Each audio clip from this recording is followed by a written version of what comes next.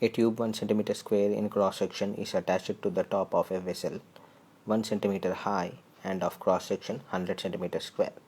Water is poured into the system, filling it to a depth of 100 centimeter above the bottom of the vessel as shown in the figure. Find the correct statement. G is 10 meter per second square. The force exerted by water against the bottom of the vessel is 100 Newton. The weight of water in the system is 1.99 Newton. Now, first statement is about force acting on the bottom of the vessel. I can write force F is equal to pressure on the surface into cross-sectional area, where pressure P will be rho GH into area A, where density of water is 10 to the power of 3 kg per meter cube into acceleration due to gravity 10 into height h, where height h of the column from the bottom of the surface is 100 centimeter. So I can write it as 1 meter into cross sectional area is given as 100 centimeter square, which will be 100 into 10 to the power of minus 4 meter square, which is equal to 100 Newton.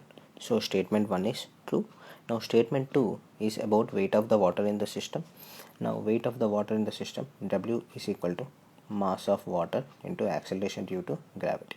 Then I am taking mass of water in column is m1 and mass of water in vessel is m2 into G will be the weight of the water in the system. Then I can write m1 equal to density of water into cross-sectional area of column AC into height of column, which is HC, plus mass of water in vessel is density of water into cross-sectional area of vessel into height of vessel into G, which is equal to 10 to the power of 3 into 1 into 99 plus 100 into 1 into 10 to the power of minus 6 into 10, which is equal to 10 to the power of minus 2 into 199, which is equal to 1.99 Newton.